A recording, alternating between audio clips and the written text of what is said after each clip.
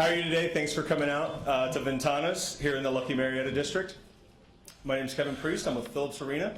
Wanted to welcome you to the UFC 145 press conference. Just wanted to thank everybody for coming out. Really glad to have the UFC back. We hosted UFC 88 back in 2008 and had a great turnout. The city of Atlanta really supported it. Glad to have it back. Now I want to introduce Andy Foster, the Executive Director of the Georgia Athletic and Entertainment Commission. Andy?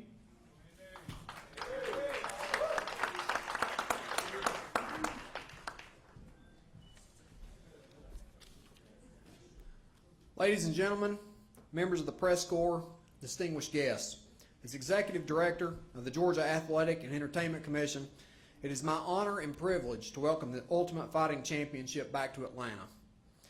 Georgia has a long and proud history in pioneering the sport we all know as mixed martial arts.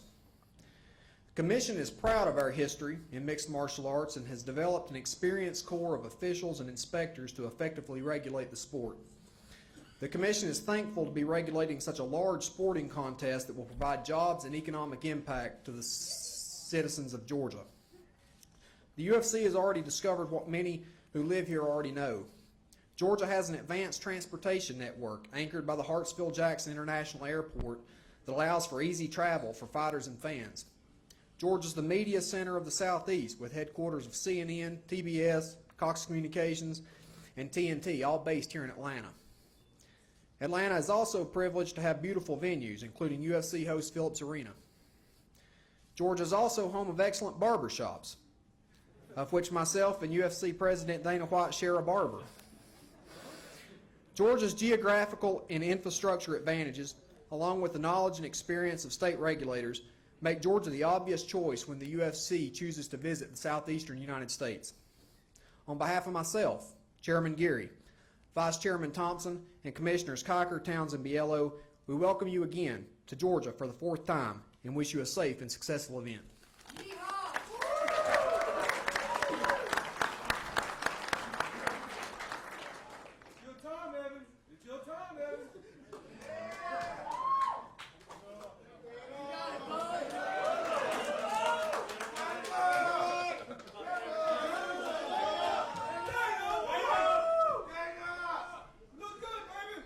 Thank you, guys. We appreciate it. What's up, Atlanta? How are you? We are happy to finally be back here, bringing a huge fight for you guys. I just got to let you know, first tickets go on sale tomorrow at 10 a.m. Tickets are available at Ticketmaster.com and the Phillips Arena box office. That's it. Who's got the first question? Right here. There you go. Yeah, raise your hand and they'll bring the mic to you. Lorenzo recently posted on Twitter that Forrest Griffin and Tito Ortiz will fight for the third time. Is there any chance that would happen on this card? It's a possibility. It was supposed to happen on the next Fox show, but we'll see what happens. We'll see what happens, but it's possible. I know. Go ahead. Hi, Danny. Jeff How are you? Armstrong, Griffin Daily News. Listen, I wanted to ask about this card here. What would you say to get the guys about training? Because there's 2 months to this fight, and if they get hurt, one of them gets hurt or something, that might really damage the card. So what would you try to tell these guys about training for these next 2 months? Well, God forbid that should happen, but I don't tell these guys anything about training. These guys know how to train. They're professionals. These guys have been in a ton of fights in the UFC now. And injuries do happen, and hopefully one doesn't happen in training for this fight.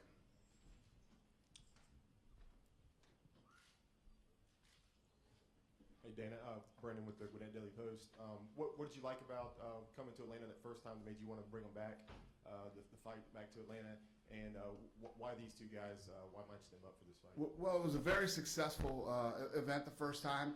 This is a huge market for us. We've been traveling all over the world, going into all these new markets, and it was time to come back to Atlanta. And obviously we wanted to bring a big fight back. Rashad did pretty well last time he was here, and this is a lot of times it's just this fight fell on this date and this place. Just worked out that way. Chad with The Real MMA Today. first question for John. Do you expect to have Greg Jackson in your corner for this fight? I don't expect him to be in my corner. You know, I was just saying recently in an interview, you know, Greg has taught me this whole thing about being an artist and being a great artist. And he said, you know, in order to be a great artist, you need a great coach, a great teacher. You need someone who's always giving you new paint brushes. And that's what he'll do leading up to this fight. He's going to give me lots of new tactics, lots of new ways of thinking and approaching the sport. And then I'm going to have the canvas on April 21st to paint a new masterpiece. All right, and for Rashad, what is your relationship like with Greg Jackson today? We don't have a relationship. We don't really talk no more. I haven't talked to Greg in probably a little over a year.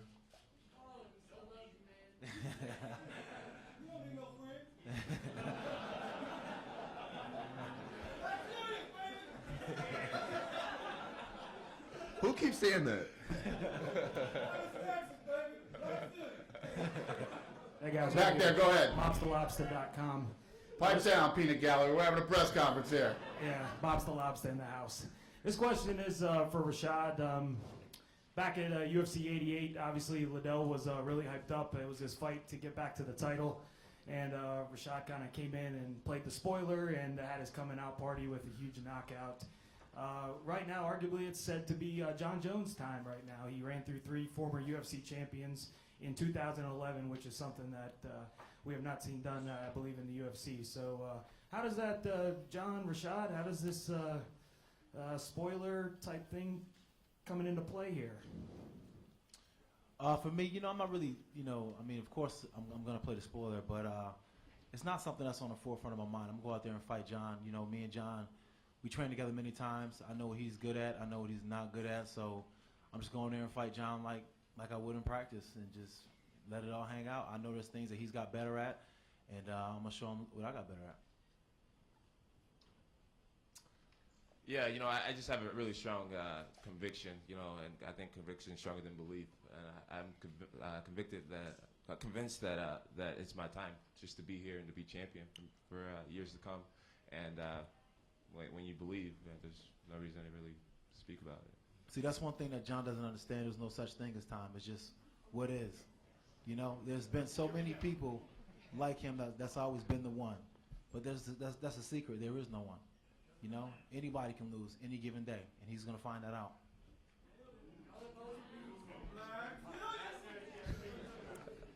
Hey, Dana. Jose Santiago with Inside Punch. With regards to the card, is it pretty much set in stone, or have any considerations been made to some of the local guys here in Georgia, Brian Stan, Brian Bowles, and Rafael Esencel? I actually have no clue. Wish I could answer your question, but I can't. You know, we're as usual, we're bringing a great card to Atlanta. This is the big fight that everybody's talking about right now. This is the fight that we brought here for the press conference. But off the top of my head, I don't know the answer to your question. I apologize. Anybody else have any questions I can't answer? Hey, Rashad, John Newton with 790 The Zone. You opened as a huge underdog in this fight. Just having lost one fight in your career, does that irk you at all? No, I don't get caught up with the odds makers make. You know, if I did, then I wouldn't be where I am right now.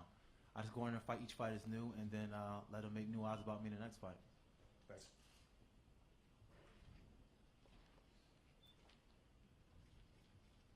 This question here is for both you guys, Bones and Rashad. Now, as we saw with the Carlos Condit, Nick Diaz fight, emotion can play a role with strategy. Condit didn't succumb to Diaz's play to get him emotional, and he ended up winning. You two have had a good history, and now you've got a soured history. So I want to ask both of y'all, what is it going to take to not let the emotions get in the way of the fight? I guess, Champ, we can start with you. Oh, thank you. Well, I think my emotions will be more in effect leading up to the fight. You know, I realize this is a fight that I cannot lose, and so my emotions will, you know, make me train harder and make me study harder, make me focus on every little thing that I need to focus on. So, you know, I think that my opponent will be in my head this fight, and I want him in my head because I realize when people are in my head, it brings out the best in me, and that's what I'm prepared to show. Rashad. What was the question again? About the emotions. Yeah. you know, there's always emotions in each fight. You know, people say there's no emotion to fight. They're not really, you know, really in the moment and really at the fight. I am going to have to, you know, just be a little bit conscious of it and just not get too carried away with it. But me and John, we competed against each other before, and we always bring it when every time we competed, even in practice. It was always like we've already been there before. So I'm thinking we're going to find our rhythm and just go at it like we always do. You know, like we used to do when, you know, he wouldn't want me to take him down, I wouldn't want him to take me down, and we'll just go at it and just battle back and forth. So it's going to be the same thing. I mean, you know, we got to do what we have to do, and I don't really care too much about him. He don't care too much about me, so it's going to make it that much funner. What if I do care about you?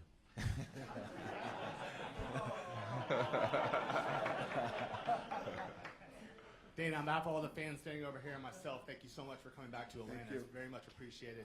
One name to add to that list from Jose is Byron Bloodworth. He fought Mike Easton in his backyard. Let Byron fight here in his backyard, please. Thank you to Zions for allowing me to come today. Real quick, John, you were a commentator on the last show when Rashad was fighting, and you were extremely confident when you were commentating and extremely happy that this fight was going to happen. Can you comment a little bit on that? And Suga, I want to hear more from you about this rivalry. I asked John before the press conference. He said there really wasn't a whole lot of beef from his side, so I want to hear more about the beef from your side. Thank you, Dana. Yeah, with the commentating, you know, I expected a lot, you know, in the fight. You know, there was like this whole Rashad 2.0 thing that was getting started, and then his first fight on a new camp, you know, his body looked better. You know, saw some differences in his game.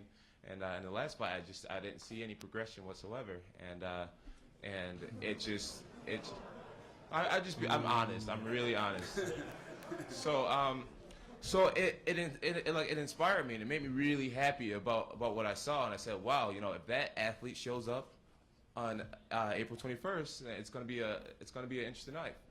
So I was just so much more, you know, obviously I like to fight the best fighters in the world, but when you see the best fighters in the world and you realize differences in skill sets and all that type of stuff, it just remotivates you. So it's like your competitor reporter, and he's not doing his job well, and it's just like, oh, this is gonna be great, you know. So I'm excited. I don't know. I've seen something different. I mean, I read body language a little bit. I study psychology, and if you see John the way he was swiveling that chair, he couldn't keep still. He can't. It's like he was Stevie Wonder for me, and he couldn't keep still. So I don't know. He can say what he wants to, but he already knows what time it was. He knows it's not going to be an easy fight. He knows it's going to be one of the fights that it's going to be the hardest fight of his career. He already knows that coming into this fight because he competed against me before. He already felt what I have. So he can say what he wants to about how I compete against somebody else. He already knows what time it is when we go together. He already knows. Yo, you know. Bone Spins, you guys better wake up out there, seriously. All right, there's one. Hey, welcome back to Atlanta. Kimberly Sargent with Inside Punch. Last time you were here in Atlanta, we, of course, loved your presence and you shocked the world. You, Dana, were very disappointed about the turnout from Atlanta fans. So what are you going to do to ensure that the fans actually show up, besides these guys here, and support these guys? No, I think that the last event here was successful. You know, I thought it was a good event. The first time we'd ever, been in this market. There's this thing that we've had with the East Coast over the last 10 years where we've been trying to break into the East Coast that isn't as big as the West Coast. But I got a feeling it's going to be a big one. We can't wait. What's that? There you go. See that? We've only been beat by Barbara Streisand. Actually, that's funny because when we go around the world, we break all these records. We were in one country, and we were on this roll where we were breaking all these records. And I think we went to Ireland or something. The only bigger gate that was Dolly Parton. Hey, Dana, I was wondering if you could tell us a little bit about each fighter and what they do well and why you think it'll be an intriguing fight. Yeah, I think they're like they've both been saying here today. They're both hardcore competitors. What this kid accomplished over the last year is phenomenal. It's unbelievable. And Rashad, Rashad is what he's accomplished since coming off the Ultimate Fighter is amazing. These are two of the best guys in the world, and this is a very interesting fight. I love the fact that they used to train together. That they were close. They used to do the whole, we love each other, we won't fight each other. And here we are today, This is going to be a great fight. I'm excited for it. one more question. I'm sorry. Just want to ask you guys the question I asked Dana earlier. We got 2 more months before this fight begins, and I mean, as we saw with George St. Pierre, ACLs can get broken, ripped, and Man, stop talking about injuries. What are you doing? You're jinxing this card, man.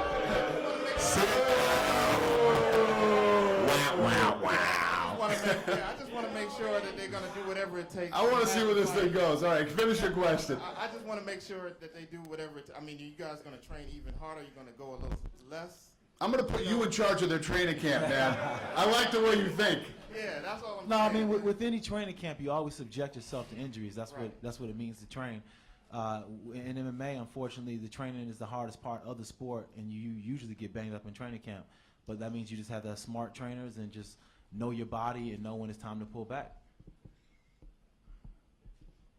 Same thing. You know, I try to train really smart at all times. You know, I'm not really big on heavy sparring, or you know, I just really methodical with the way I treat my body and the things I eat, when I sleep, and everything. I'm just really in tune with what I'm doing, and I'm 24 too, so I think my injury rate should be a little lower. Lower than the old guys over here. Oh man.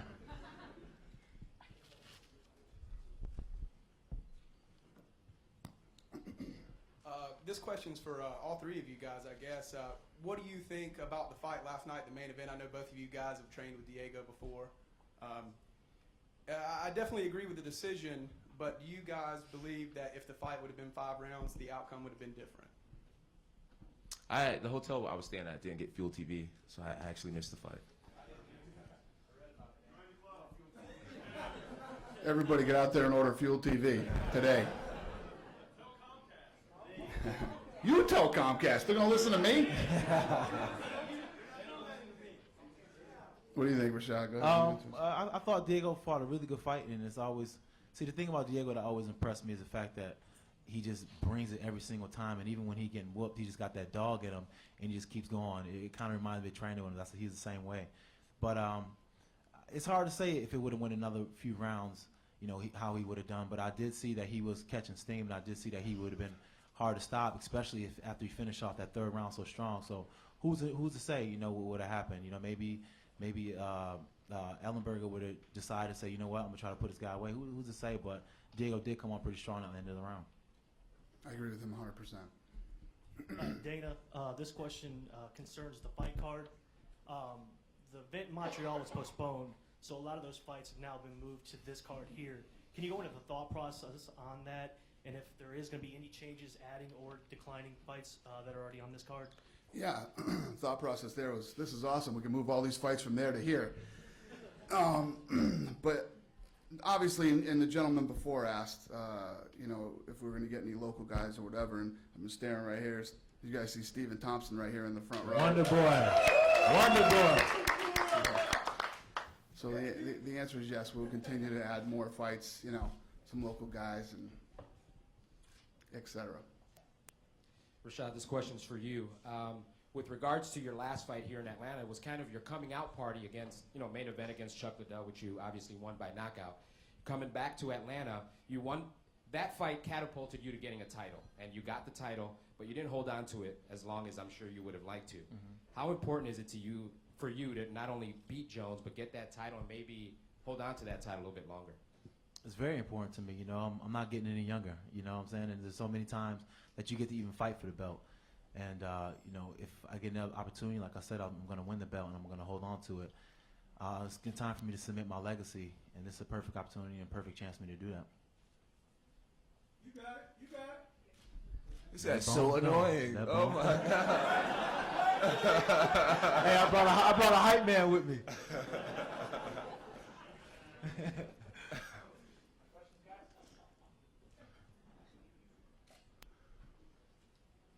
No more questions? You guys are done with us? Oh, there we go. We got a guy. Hey, Danny, you've got 2 guys here that seem to like to smile more than they like to frown or be menacing, and yet you have built-in animosity for this fight. And I know you like to say, don't let it go to the scorecard. So I wonder if either of you guys can see yourself smiling at the end of 5 rounds on fight night. This fight won't go 5 rounds.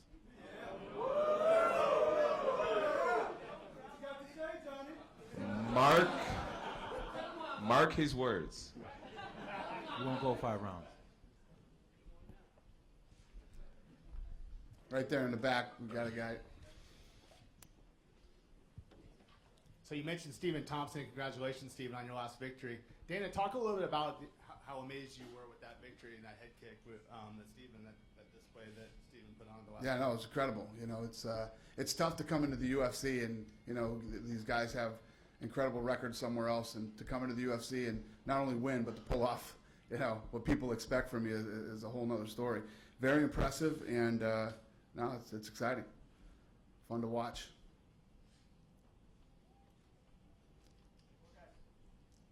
No, let's go over here into the wait. We gotta set the ground rules first.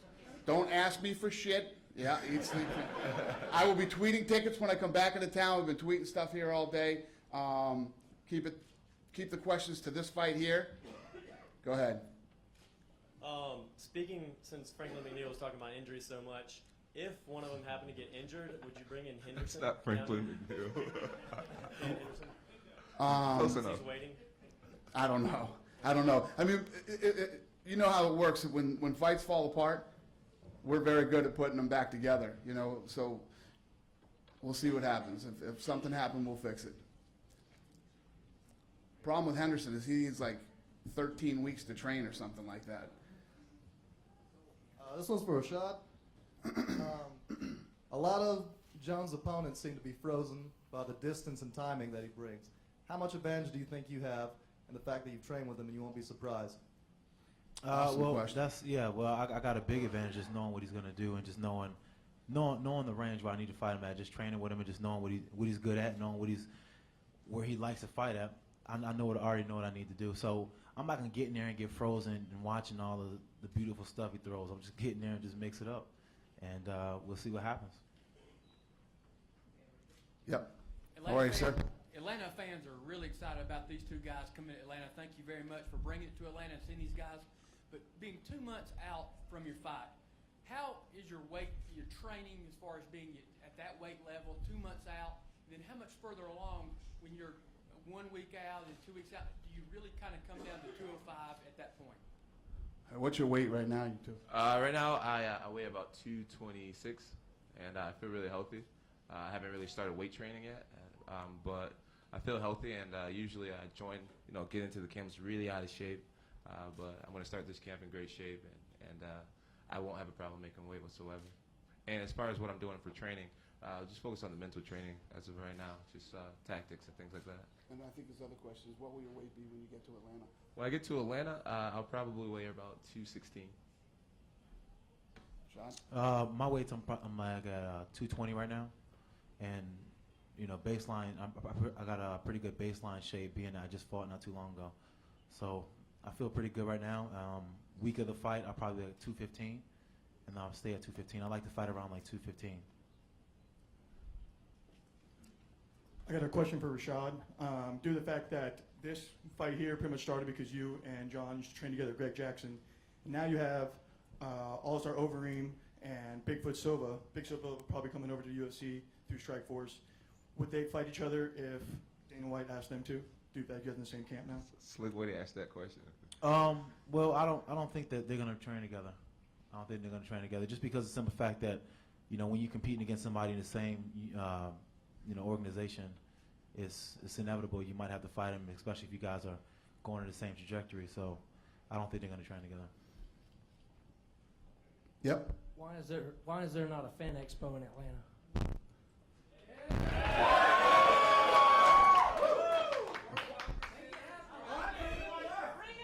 Looks like we'll have to bring one here, doesn't it? Guys are calling me out today, man. Let me see this.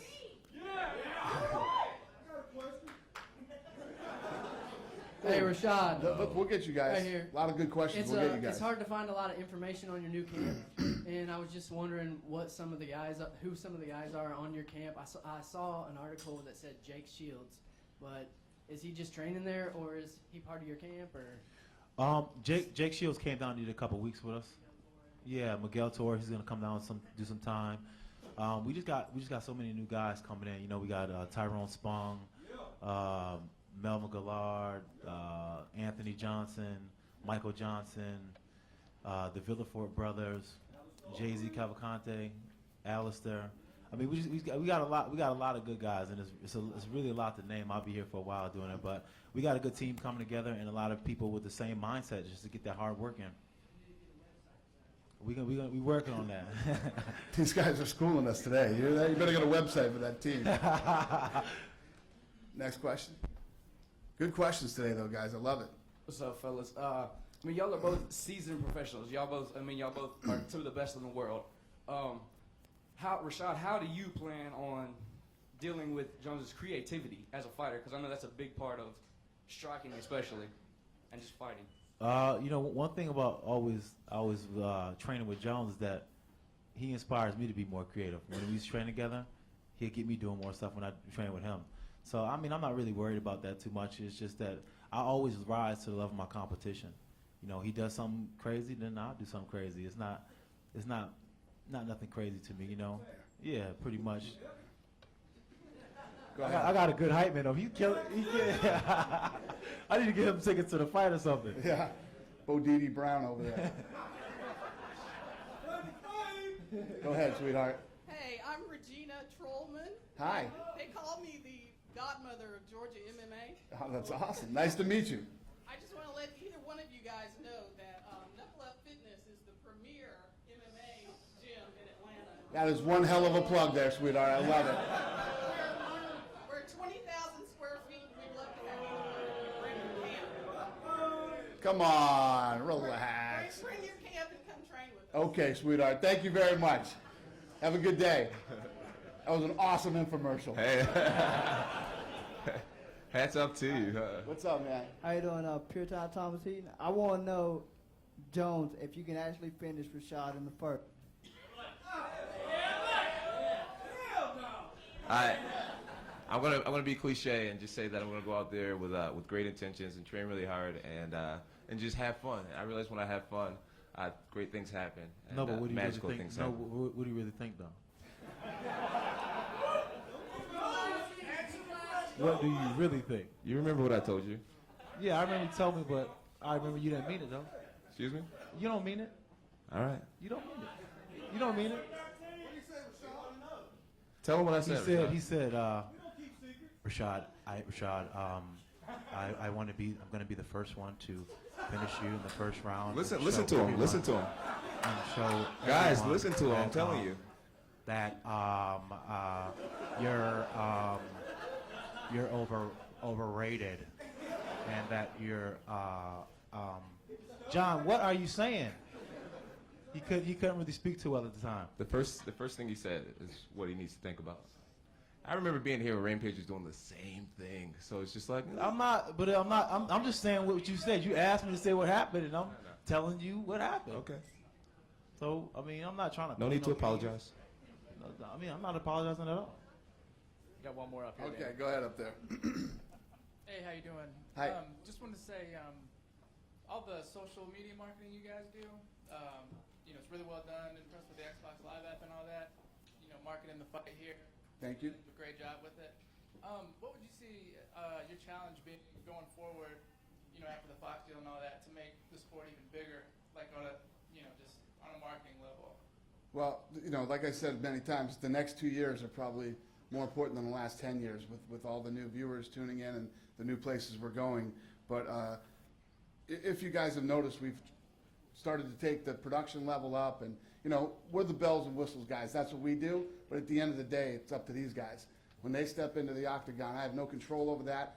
And one thing that has been consistent over the last 10 years is these guys deliver. Every time, we were on a roll of like 15, 16 fights in a row. People always say, I don't know how you're going to top that one, in every fight we did. So it's at the end of the day, it's all up to the fighters. We do all the cool stuff that I call bells and whistles, but it's up to these guys, and they always deliver. So we'll take one more fan question down here. This is for John. I know before fights, you usually go somewhere for a place of zen moment. And I do a lot of outdoor stuff around Atlanta, so if you need a spot, I just want to say. I'll get your card. I'll get your number. All right. Thank you.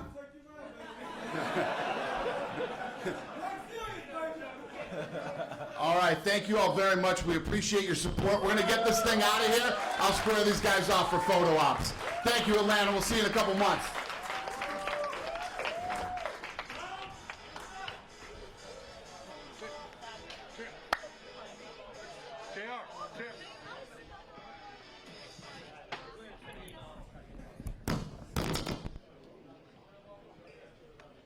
Hey, you guys want to say what's up for a twit pic?